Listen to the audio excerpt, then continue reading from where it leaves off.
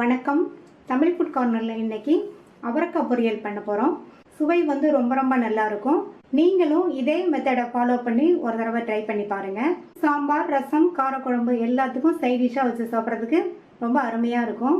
எப்படி பண்ணுறதுன்னு பார்க்கலாம். இந்த மிக்ஸி ஜாரில் 3 டேபிள் ஸ்பூன் தேங்காய் துண்டுகள், 4 சின்ன பூண்டு, பெரிய பூண்டுனா 3 சேர்த்துக்கங்க. பச்சை மிளகாய் 4, நான் வந்து சின்னதாக இருக்கிறதுனால 4 சேர்த்துருக்கேன். நீங்கள் பெருசாக இருந்தால் 2 சேர்த்துக்கங்க. 3/4 டீஸ்பூன் சீரகம். இதை சேர்த்துட்டு தண்ணி எதுவும் சேர்க்காமல் கொரகொரப்பாக அரைச்சிக்கணும். ஸ்டவ்வில் ஒரு பேன் போட்டிருக்கேன். அதில் 4 டீஸ்பூன் எண்ணெய் சேர்த்து எண்ணெய் சூடானதும் அதில் 1/2 டீஸ்பூன் கடுகு பொரிஞ்சதும் 1 டீஸ்பூன் கடலைப்பருப்பு, 1 டீஸ்பூன் உளுந்தம்பருப்பு சேர்த்துட்டு இந்த பருப்போட கலர் லைட்டாக மாறி வரணும். இப்போ கலர் மாறிடுச்சு. இது கூட கறிவேப்பிலை, 2 டேபிள் ஸ்பூன் பொடியாக கட் பண்ண வெங்காயம். இந்த வெங்காயத்தை லேசாக வதக்கி விட்டால் போதும். அப்புறமா அவரைக்காயோடு சேர்ந்து வதங்கிடும். வதக்கியாச்சு. இது கூட 200 கிராம் அவரைக்காயை சைடில் நார்லாம் இருக்கும், அந்த நாரை எடுத்துட்டு கட் பண்ணி வச்சுருக்கேன். அதை சேர்த்துட்டு மீடியம் ஃப்ளேமில் வச்சு ஒரு 2 நிமிஷத்துக்கு இந்த எண்ணெயிலேயே இந்த அவரைக்காயை வதக்கி விட்டுக்கணும்.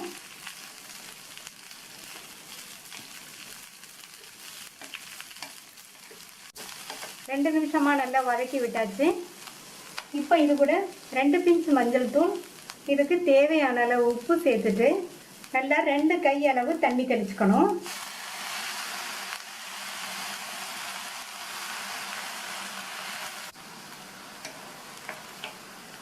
தண்ணி தெளிச்சுட்டு நல்லா ஒரு தடவை மிக்ஸ் பண்ணி விட்டுட்டு மூடி வச்சிடலாம். மூடி போட்டு ஸ்டவ்வை சிம்மில் வச்சுருங்க. இந்த அவரைக்காய் நல்லா சாஃப்டாக வெந்து வரட்டும். அதுக்கு வந்து 4லேருந்து 5 நிமிஷம் ஆகும். இடையில வந்து அப்பப்போ திறந்து பார்த்து கிண்டி விட்டுக்கோங்க. சிம்லேயே வச்சு 4-5 நிமிஷமாக அப்பப்போ வதக்கி விட்டு நம்மளுடைய அவரைக்காய் வந்து நல்லா சாஃப்டாக வெந்துருச்சு. இப்போ இதில் நம்ம கோர்ஸாக அரைச்ச அந்த தேங்காய், சீரகம், பச்சை மிளகாய், பூண்டு இதில் அரைச்சோம் இல்லையா, அதை சேர்த்துக்கலாம். இதை சேர்த்துட்டு நல்லா மிக்ஸ் பண்ணி விட்டுட்டு ஒரு 2 நிமிஷத்துக்கு சிம்லேயே வச்சு மறுபடியும் அப்படியே இருக்கட்டும். அப்போ தான் இந்த தேங்காய் கலவையோட பச்சை வாசனை போகும். நம்ம சேர்த்துருக்கிற இந்த தேங்காய் கலவை இந்த பொரியலுக்கு நல்ல சுவையும் வாசனையும் கொடுக்கும். இப்போ 2 நிமிஷம் ஆச்சு. நம்ம சேர்த்த தேங்காய் கலவையோட பச்சை வாசனை போய் நம்மளுடைய பொரியல் சூப்பராக ரெடி ஆயிடுச்சு. கடைசி அதில் பொடியாக கட் பண்ண கொத்தமல்லி இலைகளை தூவிட்டோம்னா இன்னுமே நல்லா சூப்பராக இருக்கும் பொரியல். இப்போ நல்லா ஒரு தடவை மிக்ஸ் பண்ணி விட்டுட்டு ஸ்டவ் ஆஃப் பண்ணிடலாம்.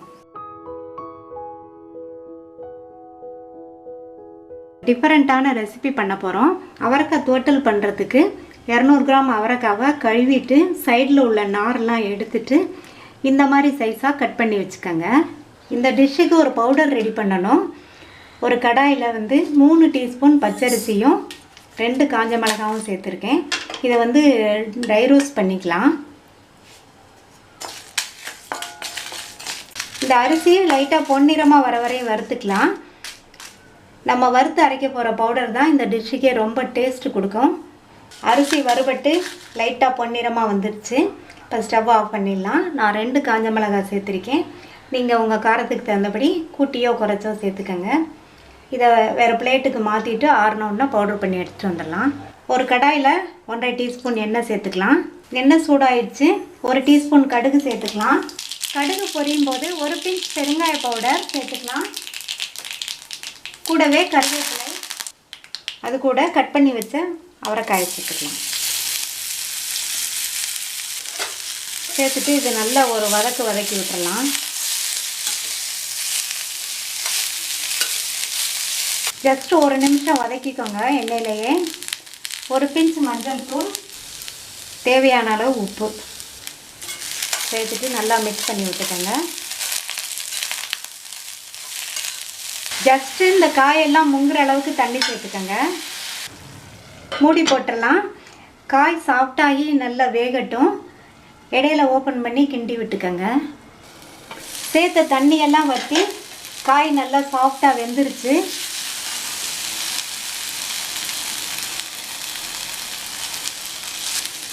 நம்ம அரைச்சி வச்ச இந்த பொடியை சேர்த்துக்கலாம்.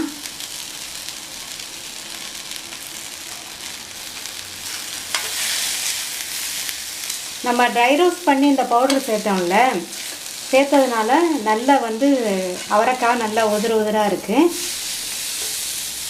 அடுத்து 2 டேபிள் ஸ்பூன் தேங்காய் துருவல் சேர்த்துக்கலாம். நல்லா கிளறி விட்டுட்டு ஸ்டவ் ஆஃப் பண்ணிடலாம்.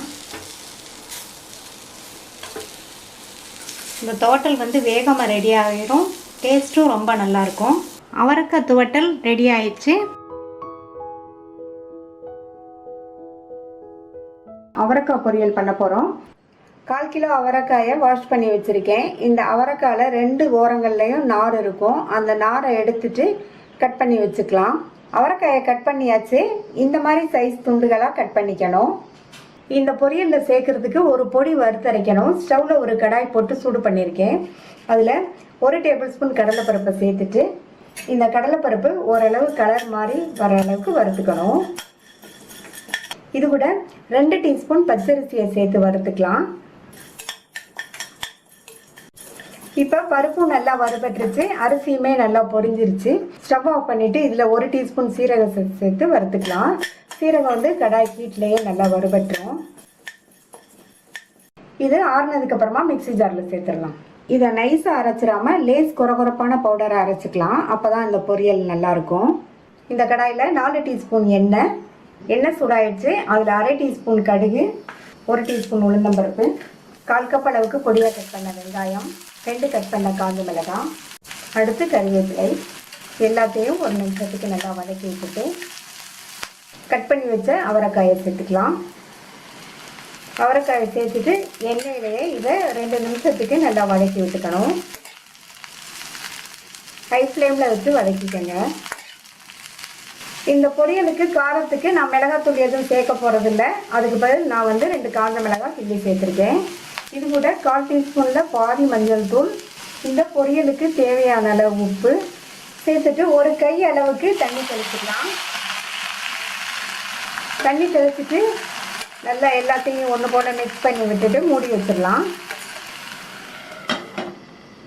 இந்த அவரைக்காய் நல்லா சாஃப்டாக வெந்து வர்றதுக்கு 4லேருந்து 5 நிமிஷம் ஆகும்.